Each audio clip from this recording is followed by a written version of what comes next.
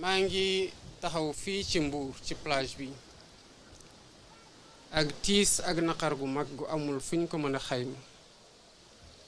li xew fii musiba la te musiba mënu ko weesu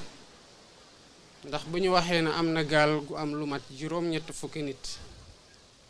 ñu génnee ci ñeent kese ñoo xamante ne ñu ngi dund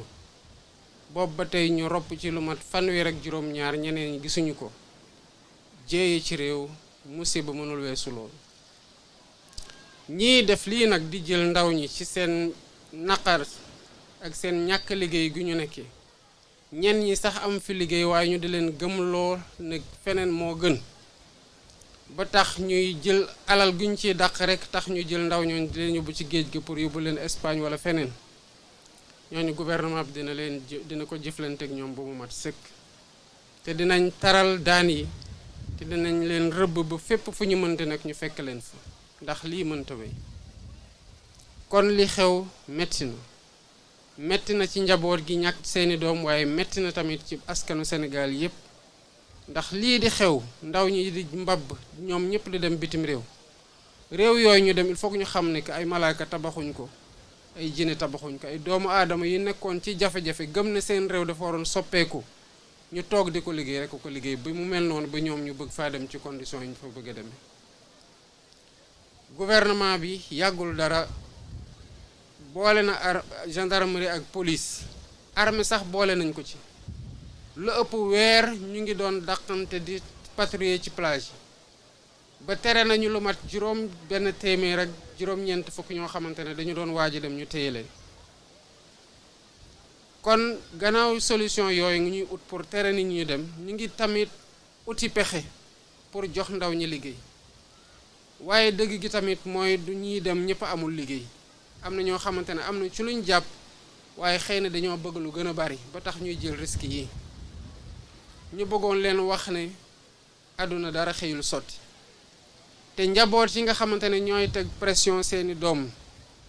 nañu xam ne que pression sa njaboot lu baax la ci waajur bu koy teg ci njabootam waaye na doon pression positive maanaam di ko ñaax mu gën a góorgóorlu mu gën a am jom waaye jom ji ko toogloo fii muy liggéey li ko yàlla wërsëgale mu téye ci loolu pas teg ko pression ba moom dootul xejjati Sénégal ba dem wala dee wala des fii gën nekk ñaari alternative yi mu am loolu mënti doon pexe. kon na Sénégalais yépp xam ne lii xew fii solution yu gouvernement bi ñëw doore egsi di mettre en place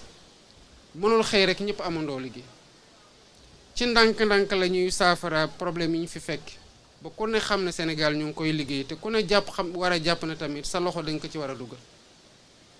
kon dina am idiir ndax lépp xëyul sotti te ñëpp ñi nga xamante ne ñu ngi gis ay nit ñuy waajal a dem bu ñu ko yeggee nañu xam ne seen responsabilité la parce que dafa mel ne rek nga gis nit muy dem di xaru ji doo ko seetaan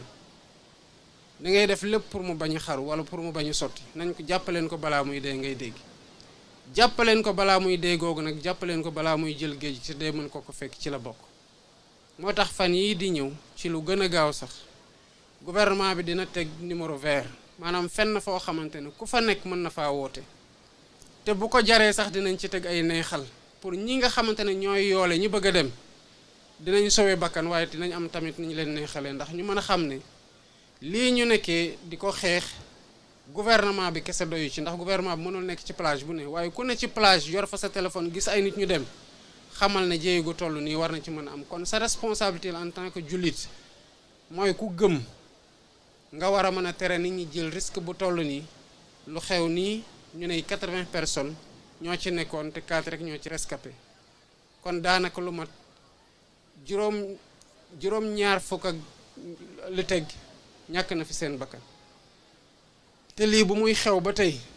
2007 ba tey ba 2024 bii ñu nekk nii léegi mu ëpp ñaari fukki at ñi ci ñàkk seen bakkan bari na lool te ay ndaw lañu ñoom ñoo war a tabax réew mi kon responsabilité collective bi ak solidarité bi entre ci biir sénégalais yi na ko ñëpp na ku ne jàpp na responsabilité boobu nu mu gàlloo ci loosu gouvernement bi noonu la gàlloo ci sa loos te nga jouer sa partition loolu mooy tax en attendant que solution yi ñuy mettre en œuvre maanaam pexe yi ñuy nas wane résultat yi ñuy xaar ku ci ne nekk un sentinelle par rapport ak migration yi di xew. kon lii moo nekkoon li nga xamante ne bëgg naa ko fi jukki ci ay kàddu te delluwaat masawu njaboot gi yëpp ñu ñàkk seen doom masawu askanu Sénégal waaye di wax ndaw ñi nañu gën a takk seen ndigg boole koog muñ te ñu booloo liggéey réew mi. balaa muy yàgg incha allah dañu commencé gis résultat yi nga xamante ne ñoom lañ diglante ak ñoom waaye réew mi kenn du jóge bitim réew di ñu ko tabaxal. ni waa bitim réew toogee ba tabax seen réew ba mu mel ni tax suñu doom yi di jël risque dee pour dem fa noonu lañu war a toogee fii gëm ne réew mi fii lay changer bu amee lu ci doxul ñun ñëpp ko war a jubbanti ndax ku ne am nga fi responsabilité te fii lañu yàlla tanal salaamaaleykum wa rahmatullah